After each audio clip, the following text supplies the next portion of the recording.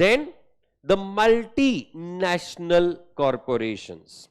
In fact आज की तारीख में बहुत सारी मल्टीनेशनल कॉर्पोरेशंस एग्जिस्ट करती हैं in almost every country, and that's why those are called as multinational organization. When one set of business or group of business is having the existence or survival in multiple countries at the same time, in that case such organization is called as a multinational corporation or MNC. Huge assets and turnover is what they have. If you take the example, हमारे देश के MNCs का example ले लो आप, रिलायंस जैसी company, Adani जैसी company, Aditya Birla fashion जैसी company, Tata group जैसी companies, they are the multinational corporations. International level पे अगर बात करनी है, इंटरनेशनल कंपनी जो हमारे देश में आके काम कर रही है, if you take the example of Walmart, if you take the example of Amazon, if you take the example of company like let's say HSBC, these are nothing but the multinational corporations. And of course, क्योंकि ये इतनी सारी जगहों पे एक साथ काम करते हैं तो ऑब्वियसली उनके टर्नओवर ज्यादा होंगे और हर जगह पे इनके एस्टैब्लिशमेंट्स हैं तो इनके असेट्स भी ज्यादा होंगे. So they have huge assets and turnover. International operations, they work at multiple countries at the same time. So they have the international operations. They are consistently involved into the imports and exports of the goods or for that matter the services. Centralized control.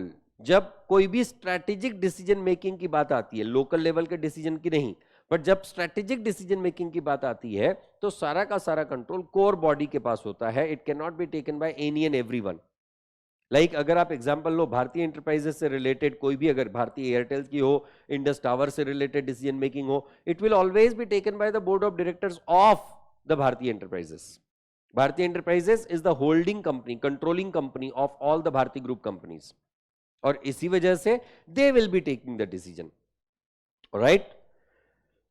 Then mighty economic power is what they have. Economic power मतलब क्या? Controlling power, financial power. क्योंकि इनके पास पैसा ही इतना है तो economic power, कहीं पे भी किसी को भी बोलते हैं भाई तेरा देश मेरा, they can do it. Like if you take the example of, अभी रिसेंटली एक न्यूज थी बहुत जबरदस्त, हर कोई बहुत खुश था वो न्यूज सुन के. Tata group market cap is more than the gross domestic product of Pakistan. मतलब पाकिस्तान का पूरे साल का turnover is the value of Tata group. That is the kind of situation. It is beyond that. In fact अकेला टाटा, और ये पाकिस्तानी हमारे साथ झगड़ा करेंगे. अकेला टाटा उठा के मारेगा तुमको चाटा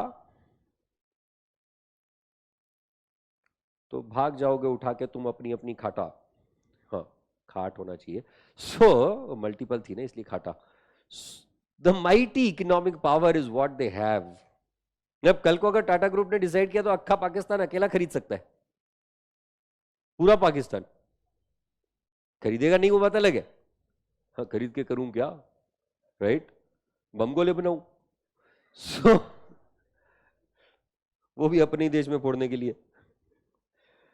The next one, that is advanced and sophisticated technology. Of course, you'll be finding all the multinational corporations would be using the latest technologies, and they have sheer, not only for the name, but they have that sheer professional management. If a person is not performing, he is fired within the seconds. Like if I'll give you an example, Z News के Marathi channel के head was Mr. Nirgulkar. There was some conflict of interest or conflict between Mr. Nirgulkar and the top boss, and he was given Sadicha Bhet Acha Chala on a given date. The notice period वगैरह वगैरह है चला भेटू. That was the kind of situation. Professional management. If you are performing well within the set rules of the organization, you are there. If not, fire. As simple as that. What is your position doesn't make any difference. And that's what you call as professionalism. If you are biased enough to someone, नहीं यार इतने साल से बंदा अपने साथ काम कर रहा है, अभी ठीक है ना, उसकी अगर सर्विसेज ठीक नहीं है तो क्या ही फर्क है, हो जाएगा इंप्रूव, वापस आ जाएगा, इतने साल से अपने लिए काम किया। ये क्या मुंशी जी है जो पुरानी पिक्चरों में दिखाया करते थे? आजकल तो वो कंसेप्ट भी खत्म हो गई है, right?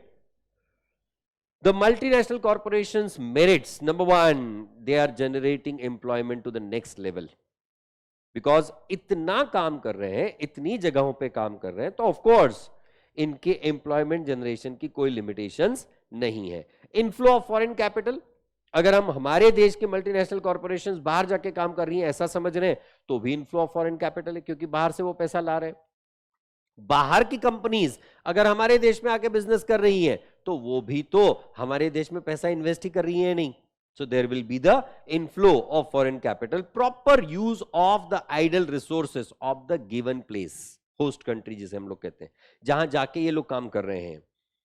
The technical development of the given country will be there, क्योंकि ये नई टेक्नोलॉजी, सोफिस्टिकेटेड टेक्नोलॉजी को आपके देश में लेके आ रहे हैं या नहीं, तो ऑब्वियसली आपके देश की टेक्नोलॉजी अपग्रेड होने वाली है। Managerial development will be there, क्योंकि they need the professional management, so they need the managerial development for that. End of local monopolies, if those are there, those will be ended, क्योंकि competition तगड़ा है। The improvement in standard of living, क्योंकि ये आपके लिए अलग अलग latest technology वाली चीजें, लेटेस्ट सोफिस्टिकेटेड चीजें लाने वाले हैं, तो आपका ओवरऑल स्टैंडर्ड ऑफ लिविंग जो है वो अपलिफ्ट होने वाला है, अपग्रेड होने वाला है। And promotion of international brotherhood and culture, only for the name. Demerits, the last part of this chapter, that is danger to the domestic industry, सबसे इंपॉर्टेंट, क्योंकि बाहर का बंदा बाहर की टेक्नोलॉजी आपके देश में ला रहा है, वो चाहता है कि आपके देश की इंडस्ट्री खत्म हो जाए। आप क्यों बना रहे हो? हम लेके आएंगे, आप चिंता मत करो। अंग्रेजों ने क्या किया था हमारे देश में जब आए थे?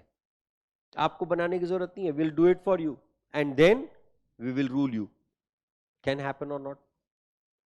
रिपेट्रिएशन ऑफ प्रॉफिट्स, हमारे देश से पैसा कमा रहे हैं और अपने देश में ले जा रहे हैं, that is what you call as repatriation. And as a result of that हमारे देश के फॉरेक्स रिजर्व्स पे इंपैक्ट हो सकता है या नहीं उसका। The interference into your policy frameworks, वो गवर्नमेंट की पॉलिसी फ्रेमवर्क में भी इंटरफेयर करते हैं। क्यों? हमें चाहिए भाई, हम बाहर के मेहमान हैं, मेहमानों का ख्याल रखो।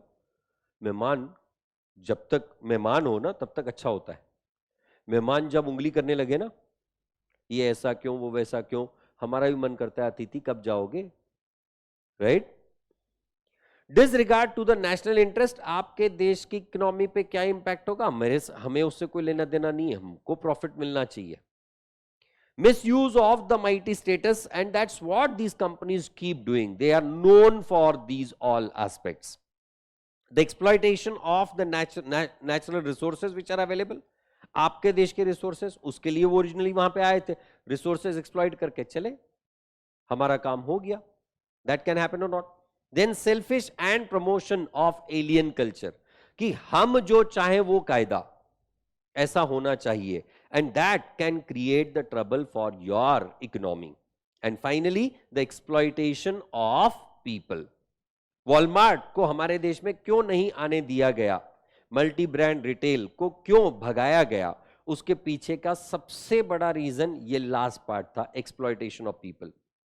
वॉलमार्ट की ये हिस्ट्री है, they start with their activities and then after a certain period of time they start exploiting their vendors. क्यों?